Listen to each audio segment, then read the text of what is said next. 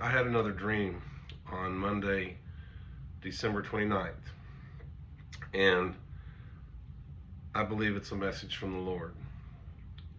Now, although I've had other dreams in the past, I've never felt the conviction to share them on video.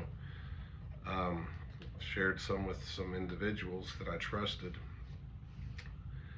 and valued their opinions on it. And over the past several years, I'm convinced that there have been times that the Lord is speaking to me. This dream in particular, I believe, is partly for me and partly for the church. But I believe the central point of the dream deals with our hearts as Christians and whether or not we're truly saved, our roles as Christians, and what the expectations are. So you may not believe that God gives people dreams, or you may believe He only speaks to certain people, but God's always spoken to individuals, whether they're Jews or Gentiles, men or women, whether they're saved or lost. God uses us all for His own good and for His own glory. And I don't claim to be special, and I can't offer any proof that God gave me this message. But I just pray that you listen to it, and you think about it, and you pray about it, and you seek Scripture, and you test it and you try it, and determine for yourself whether there's truth. So I'm going to begin describing the dream, and I'm going to be reading it as I wrote it down here. So I did not include every single detail of this dream, but I've included most, and the things that I've left out because I don't think that they're relevant to the church per se, that they were just some confirmations for me in particular. I only had this dream one time, so although it's very clear to me and I remember all the details of it, imagine yourself being in a mall or in a public place, and there's a lot of things going on. You're going to have a clear memory of that, but you may not recognize every single detail of every single person and every single spot. And so that's kind of how this dream is. And after the dream was over, I started thinking about times when my eyes would stop on something, and even for a second, and I would take a mental snapshot of that. A lot of the details I'm going to give you are from those points in the dream. So this dream began in a large open room when there was hundreds of people gathered there, and everybody was talking. There was chatter. Everybody was in a good mood. Everybody was smiling. Everybody was excited, and the excitement was because Jesus was there. And the feeling that I had was that everyone assumed that this was the moment that we were waiting for, the second coming, the gathering of the elect. But then Jesus spoke to the crowd and explained that though that time was near, we still had something to do before that time would come. And then our attention was drawn to the left side of the room. And now there were two long rows of tables, and they were filled with items from end to end. Each row of tables were pushed together end to end. One row was in the front, and one row was in the back. And these two rows were also pushed together, so that once they were filled, it was as if it was one giant surface area about 72 feet long and about 6 feet wide, or 6 feet deep. The items on the table were all stacked neatly. There was a clear definition between this item and the item next to it. They were stacked about 1.5 to 2 foot high, and there were about 6 items on every single table, and there was no space that was not used on the tables. these items were stacked together very tightly, very neatly, and they went up again 1.5 to 2 feet. It was impressive the way that this had been done. It reminds me of like the grand opening of a grocery store where every apple is stacked perfectly, every potato is turned the same way. It was that kind of attention to detail throughout these series of tables. We were then told that we were going to have about 2 to 3 hours to make our way around the tables and examine each of the items. And our task was to identify each of the item and be prepared to describe it as if we were describing it to a child. And again, the details, that I talked about.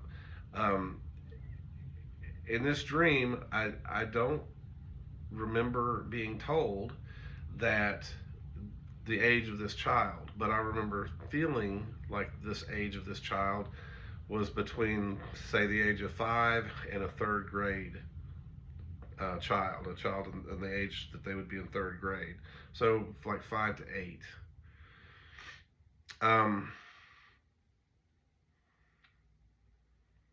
So then we were given a piece of paper. It was a large piece of paper, and it had a schematic on it. It was like a legal size piece of paper, and it was in landscape orientation, and it was printed on. And the print on it was a bird's eye view looking down at the tables. And it had every table on it, and it had a full color picture of all the items that were on the tables. And you could see all the little squares where the stacks were on each table. So it was so detailed that you actually did not need to walk around the tables physically in order to know all of the items. Although it was best to walk around the tables because you had a better view of the items. You could pick them up, you could touch them, you could smell them, you could see the age of them, and there were details you couldn't get from the schematic. But the schematic was a good reference for that, and we could also write notes on it. So I remember as I started out with bread. There was a stack of bread, and I remember thinking, how do I describe bread to a 5-year-old or a third grader? And I was like, okay, it's bread. This is old, like European style bread. And I picked it up, and it was really thick crust, and I thought, well, it's going to be hard on the outside and soft on the inside.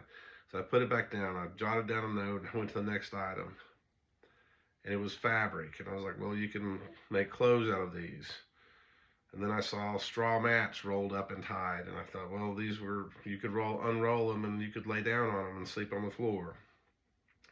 And as I started to go around the table, I started thinking, taking notes takes time. And I think everybody came to the same conclusion, and we all wanted to hurry up, and we all wanted to get done with this task and move on to the next thing. We were excited for the event. And so there were a lot of things I didn't even bother to put notes on because I was just excited to get done. And I knew that when it came time to describe these items, it would be simple to do. So we all ended up getting done way earlier than the time that we were allowed to. 20 or 30 or 40 minutes, people were done. And as I finished, I noticed that people were starting to kind of like back away from the tables and go back toward the center of the room. And as I got there, I realized that everybody was pretty much wrapping up at the tables, and now there were school desks on the right side of the room. There appeared to be about 3 rows, and there was about 10 desks in each row. And Jesus was now standing on the other end of those desks, facing those desks and facing us. And out of our crowd, out of our group, about 30 people had gone and sat in these desks. And Jesus explained at that point Everybody again was still excited and very positive, and Jesus was smiling. And he explained that once we were ready to have our papers reviewed and give our answers, that we would come to the desks and that everyone would have an opportunity to present and take a turn at the desks. He went on to say that once we were at the desks and it was time for us to explain our answers, that we would only have one chance to present those answers. He explained that there were no right or wrong answers. He said he was not looking for something that was necessarily correct, only whether or not it was pleasing to him. He went on to explain that the answers were pleasing, that we would move forward, but if they were not pleasing, then we would be cast away. He said there would be no do-overs or second chances. And with that in mind, he cautioned that if we wanted to go back and go around the tables again and rethink our answers and how we would describe them to a child, that would be fine because we still had time. So as the people that were sitting in the desks got up to go back to the tables, and everyone that was standing in my group was still standing there, they were about to do the same thing, Christ came walking back toward the tables, and I met him in the middle. And I asked him a question to clarify his statement. And I said, don't our answers have to be correct in order to please you? And he said, I'm not looking for something that's correct. I'm looking for something that pleases me. And I was still confused. So I asked again, doesn't it have to be correct in order to please you? And he said, you're not understanding me. I'm looking for something that pleases me.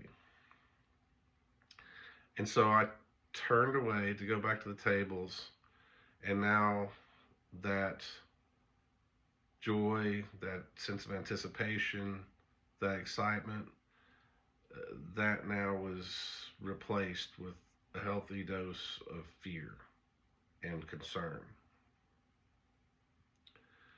So back at the tables, I started in the same place that I had began, again with the bread.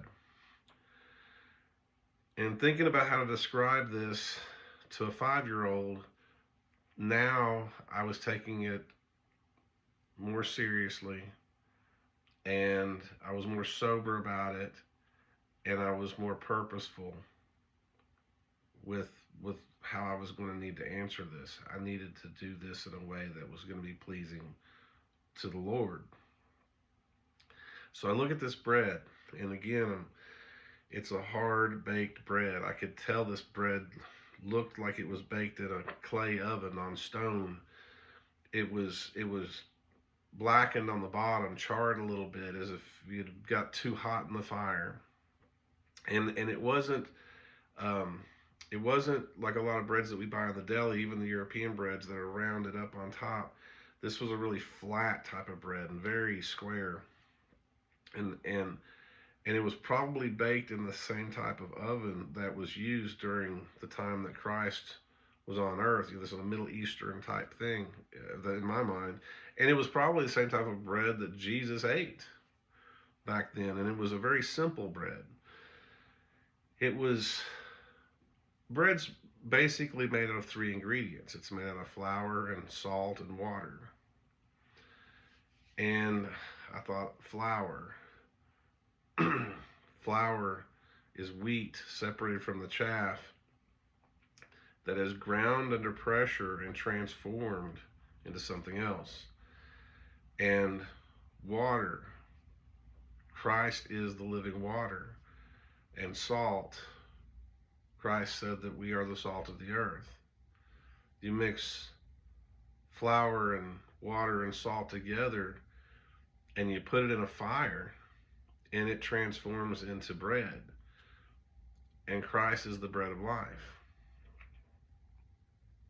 And then I looked at the fabric, and I realized it was linen, and it reminded me of the white linen garments of the saints that had come out of tribulation.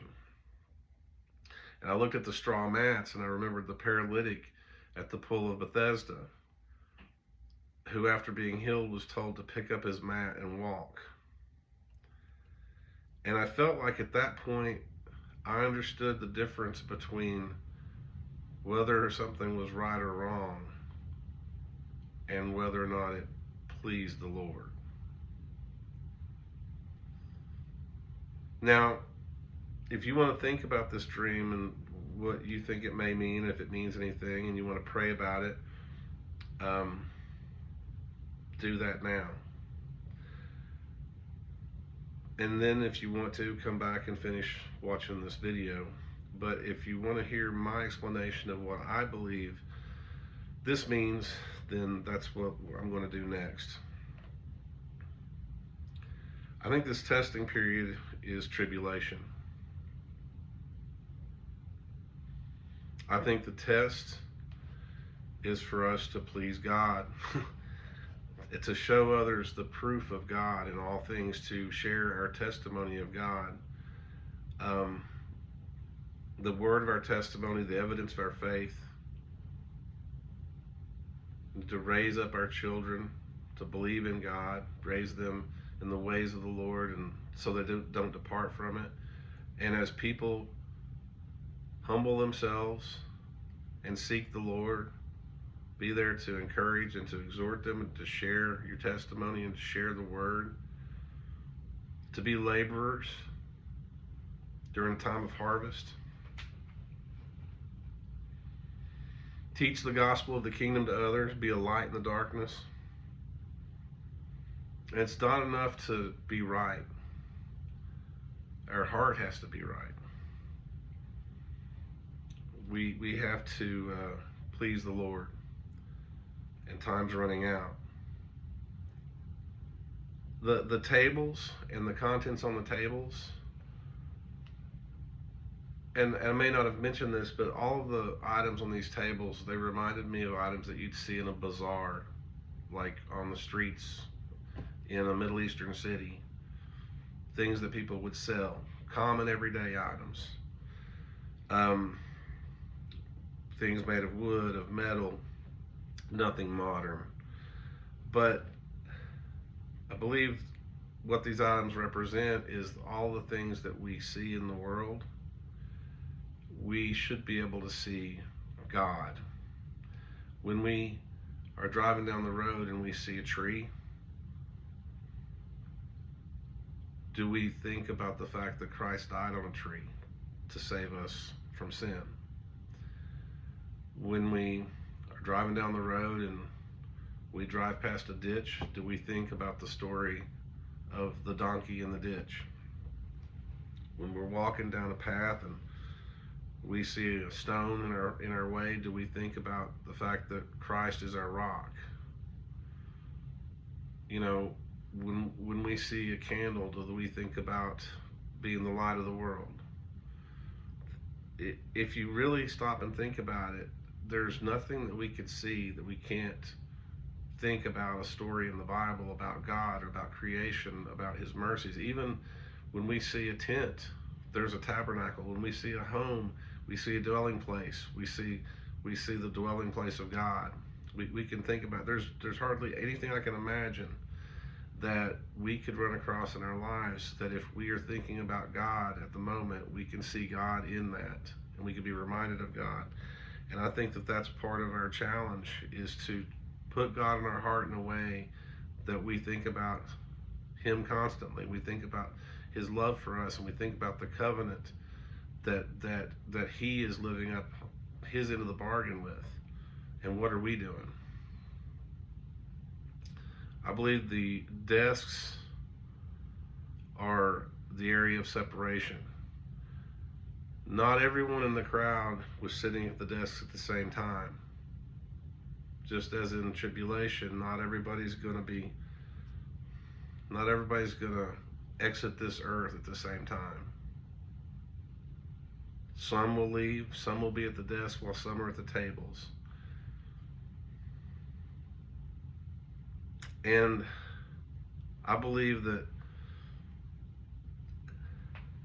if you are living through this period and you sit down at that desk to give your answers, you have to think about the consequences of giving an answer that's not pleasing to the Lord, and that is to be cast away. So what I'm getting from this is that we labor and we work and we do it in faith and in righteousness. We are not working for the sake of works.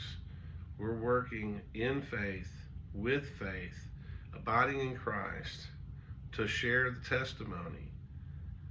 It's the blood of the Lamb and the word of our testimony that makes us overcomers. So you have to have both. You have to have the blood of the Lamb and you have to have your testimony. And if you're sitting at those tables and you don't have the blood of the Lamb and all you've got your testimony, you might be right, but it's not going to be pleasing to the Lord. Many will say to me in that day, Lord, Lord, have we not prophesied in thy name? And in thy name have cast out devils, and in thy name have done many wonderful works. And then will I profess unto them, I never knew you. Depart from me, ye that work iniquity. So work while we have the opportunity to work. Work while there is light. Don't stop working. Don't quit early. Finish the race.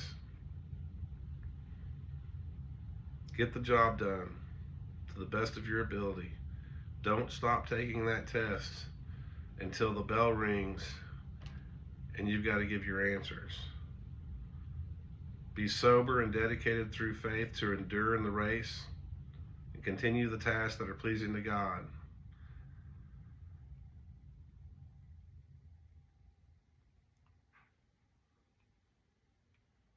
Understand your roles. Understand our roles. Understand the expectations. And I believe that we need to, with fear and trembling, confront ourselves with this question. Are we doing what pleases God, or are we waiting for God to please us?